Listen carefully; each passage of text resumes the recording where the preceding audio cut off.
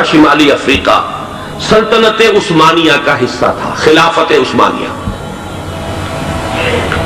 Libya, الجزائر، مصر، پورا حجاز، یمن، پورا عراق، شام، اور یہ شام ہی کے حصے ہیں در حقیقت اردن اور لبنان، یہ سب یہ شام عرب، عراق عرب، یہ پورا علاقہ خلافت عثمانیہ یہ اس کا حصہ تھا۔ پہلی جنگ عظیم میں انگریزوں نے عربوں کو بغاوت پر آمادہ کیا، غداری پر آمادہ کیا، انہوں نے خلافت عثمانیہ کے خلاف بغاوت کی، بیج بوئے ان کے دلوں کے اندر نفرت کے، ابھارا انہیں تم ترکوں کے غلام کیوں ہو، تمہیں خود حاکم ہونا چاہیے، تم کھڑے ہو جاؤ، ہم مدد کریں گے، تم بغاوت کرو، تم ان ترکوں کے خلاف ہماری مدد کرو، ہم تمہیں آزاد کر دیں گے، تم اپنے پاؤں پر خود کھڑے ہو جانا۔ یہ بہت ہی ہمارے لیے دردناک المیہ ہے اس پہلی جنگ عظیم کا۔ کرنل لارنس جیسا شخص، برطانوی استعمار، اور اس کے نتیجے میں عربوں نے بغاوت کی۔ اور اس قدر دردناک بات آپ کو بتا رہا ہوں، میں پہلی مرتبہ جب سن 62 میں حج کے لیے گیا مدینہ منورہ میں، ابھی وہ ریل کے انجن کھڑے ہوئے تھے۔ یہ ترکی کے زمانے میں، سلطنت عثمانیہ کے زمانے میں بغداد سے مدینے تک ریلوے لائن تھی۔ یہ پورا ایک عالم سلطنت عثمانیہ، سلطنت نہیں، خلافت عثمانیہ، پوری ٹرینیں جو ہے ترکوں کی اڑائی گئی، ہزاروں ترکوں کو شہید کیا گیا، یہاں تک کہ صحن حرم میں شہید کیے گئے سینکڑوں ترک۔ یہ جرم تھوڑے نہیں ہے، معمولی نہیں۔ آج جس کی سزا مل رہی ہے، معلوم ہونا چاہیے کہ وہ جرائم کون کون سے تھے۔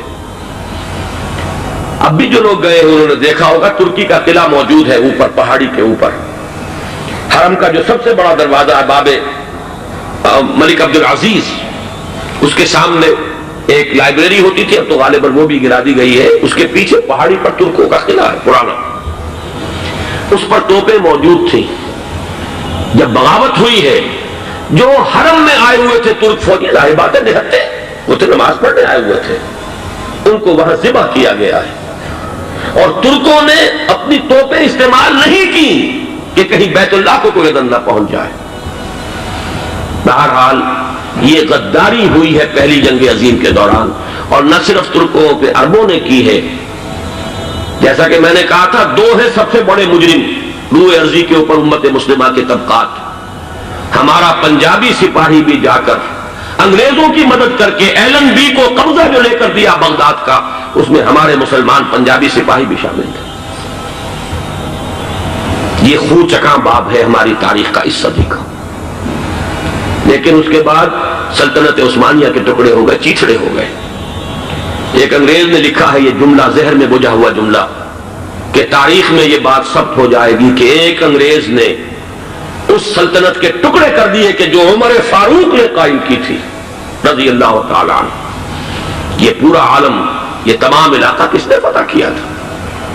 یہ بات ہاتھ بدل گئے تھے، پھر ترک آ گئے، خلافت عثمانیوں کے پاس چلی گئی، لیکن یہ سلطنت تو حضرت عمر رضی اللہ تعالیٰ عنہ کے زمانے سے چلی آ رہی تھی۔ اس کو ایک انگریز کرنل نے، اور اس نے بغاوت پہ آمادہ کر کے عربوں کو اور ترکوں کے پیٹھ میں چھرا گھپوا کر ان کے ذریعے سے اور ٹکڑے کر دیے۔ لیکن جب جنگ ختم ہوئی، اب انہوں نے کہا کہ اب ہمیں آزادی دیجیے، تو اب انہیں معلوم ہوا کہ غداروں کو دنیا میں کیا ملتا ہے۔ ٹکڑے کر دیے گئے۔ یہ حصہ عراق یہ انگریز کے پاس رہے گا، شام کا یہ علاقہ یہ فرانسیسیوں کے پاس رہے گا، مصر پر انگریزوں کا تسلط رہے گا، لیبیا اطالویوں کے پاس رہے گا۔ لے دے کر یہ جو علاقہ تھا حجاز، کیونکہ وہاں کچھ تھا ہی نہیں، بوادٍ غیر ذی زرع، یہ عربوں کے پاس چھوڑ دیا گیا۔ اس وقت جو بادشاہ ہیں شاہ حسین اردن کے، ان کے دادا سب سے بڑے غدار وہی تھے، لہذا ان کو اس علاقے کی بادشاہت دے دی گئی۔ اس کے بعد نجد سے ایک تحریک اٹھی ہے، وہ سعودی جو خاندان ہے وہ نجد سے اٹھا ہے۔ نجد میں اس وقت کچھ بھی نہیں تھا،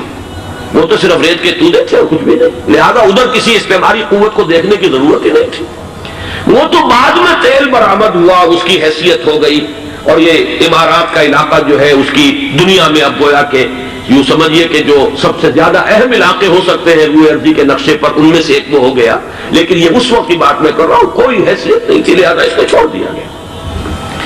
یہ ہے تاریخی پس منظر، یہ لکیریں جو کھینچی گئی ہیں، یہ ایک ملت اسلامیہ کو جو قومیتوں میں تقسیم کیا گیا، پھر نعرے لگوائے گئے المصر للمصریین الشام للشامیین۔ اب شامی ایک علیحدہ قوم ہو چکے ہیں، مصری ایک علیحدہ قوم ہو چکے ہیں، عراقی ایک علیحدہ قوم ہو چکے ہیں۔ یہ ساری تقسیمیں استعمار کی پیدا کرنا ہے، اس کا کوئی تعلق اسلام کے ساتھ نہیں۔ اب ضرورت تو اس بات کی تھی کہ استعمار کے پنجے جب یہاں سے کچھ ہٹے، دوسری جنگ عظیم کے بعد ایک دور آیا، امریکہ ابھرا ہے دنیا کی عالمی سطح پر سیاست میں، اس کے ہاں کچھ آزادی کے تصورات تھے، اس نے بھی سپورٹ کیا۔ برطانیہ کمزور ہو چکا تھا، وہ اتنے بڑے علاقے کو ہولڈ نہیں کر سکتا تھا۔ ہندوستان بھی آزاد ہوا، پھر یہ کہ اور دوسرے علاقوں سے بھی اس کو پسپائی اختیار کرنی پڑی۔ استعمار کے پنجے جس طرح بھی ہوئے، ان کے سینوں سے، عربوں کے سینوں سے جو ہے گویا کہ وہ ہٹے، لیکن امریکہ نے ایک اپنی بہت بڑی حکمت عملی جو اختیار کی، عالم عرب کے سینے میں اسرائیل کا خنجر پیوست کر دیا، تاکہ یہ کبھی آزاد نہ ہو جائیں، ہمارے انگوٹھے تلے رہے، ہماری پالیسی گورن کرے۔ یہ استعمار کا دوسری جنگ عظیم کے بعد جہاں برطانوی استعمار، فرانسیسی استعمار رفتہ رفتہ یہ ہٹنے شروع ہوئے، صدر ناصر نے انگریزوں کو اٹھا کر پھینکا میڈیٹرینین میں اور دوسرے جگہوں سے، الجزائر نے آزادی حاصل کی فرانس سے، اطالویوں سے جو ہے لیبیا والوں نے آزادی حاصل کی، یہ ہو گیا، لیکن ایک خنجر پیوست کر دیا گیا اسرائیل کا سینہ عرب۔ اس صورتحال میں ظاہر بات ہے کہ ایک تو بڑی آئیڈیل پوزیشن تھی کہ پورا عالم اسلام متحد ہو، لیکن وہ تو بہت دور کا خواب معلوم ہوتا ہے۔ علامہ اقبال سے بڑا کوئی نقیب نہیں ہے ملت اسلامی کی وحدت کا، ایک ہو مسلم حرم کی پاسبانی کے لیے نیل کے ساحل سے لے کر تا بخا کے کاشغر، لیکن انہیں بھی اپنے لیکچرز میں کہنا پڑا اس وقت جو صورتحال ہے پورے عالم اسلام کی ایک وحدت بن جانا تو تقریباً ناممکن نظر آ رہا ہے۔ اگر کسی طرح ایک common wealth of Muslim nations وجود میں آ جائے تو بھی بڑی کامیابی ہوگی، لیکن اس سے بھی پہلے یہ تو زیادہ آسان تھا کہ عالم عرب ایک وحدت کی شکل اختیار کر لے۔ یہ تو ایک قوم ہے، اکثر و بیشتر ایک نسل یا زیادہ دو نسلیں کہتی تھے، شمالی افریقہ میں بربر نسل بھی ہے، باقی تو سب عرب ہیں۔ یہ پورا عالم ایک نسل، ایک زبان، پورے اتنے رقبے کے اوپر بولے جانے والی ایک زبان، یہ تو ایک ہو جائے۔ افسوس یہ ہے کہ اس کا ایک ہو جانا، ایک شخصیت ابھری تھی جو مذہبی مزاج کی شخصیت تھی، جو دینی مزاج کی حامل شخصیت تھی، اگر اس کی قیادت میں عالم عرب متحد ہو جاتا تو واقعتاً ایک بہت بڑا جو ہے مرحلہ وہ طے ہو جاتا پوری عالمی ملت اسلامیہ کی ایک وحدت اختیار کرنے کا۔ وہ شخصیت تھی شاہ فیصل شہید کی، اور اس لفظ کے ساتھ ہی آپ کے ذہن میں آ گیا ہوگا کیوں انہیں شہید کر دیا گیا، کس نے کیا کرایا، کہاں سے تعلیم حاصل کر کے آیا تھا وہ جس نے شہید کیا شاہ فیصل شہید کو، اس کی گردن پر کون سوار تھی، وہ یہودی لڑکی کے جس کے فوٹو بھی شائع ہوئے، ایک گردن پر اٹھائے کھڑا ہوا شہزادہ اپنی ایک یہودی دوست کو، لڑکی کو، اور وہی ہے کہ جس نے جا کر پستول سے شہید کیا ہے۔ اچھی طرح جان لیجئے، جیسے بارہا میں نے عرض کیا ہے کہ حضرت عمر کو شہید کرنے والا کہنے کو ابو لولو فیروز تھا، لیکن اس کے پیچھے پورا ایرانی نسل پرستی کا جو پورا پس منظر ہے، اسے تو ہر شخص جس کی ذرا بھی نگاہ جو ہے جو صرف منظر کو نہ دیکھ رہی ہو، پس منظر کو بھی دیکھنے والی ہو، وہ تو جان لے گی کہ ابو لولو فیروز ایک فرد کا نام نہیں تھا، وہ ایران کا انتقام تھا عالم عرب سے۔ بالکل اسی طریقے سے یہ امریکی استعمار کا ہتھ کنڈا تھا، اسے محسوس ہوا۔ شاہ فیصل مذہبی مزاج کا شخص یہ ابھر رہا ہے، اور یہ شاہ فیصل کی حکمت عملی کا ذرا آپ اندازہ کیجئے۔ لاہور میں سمٹ کانفرنس ہوئی، اس میں وہ آئے، سب سے ٹاورنگ پرسنالٹی پورے اس وقت عالم اسلام کے اندر شاہ فیصل کی تھی،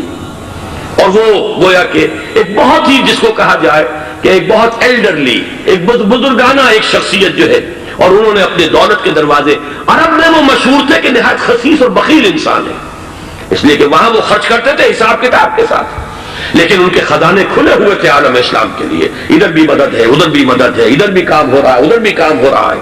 پھر انہوں نے تیل کا ہتھیار استعمال کر کے ایک دفعہ امریکہ کو دن میں تارے دکھا دیے تھے،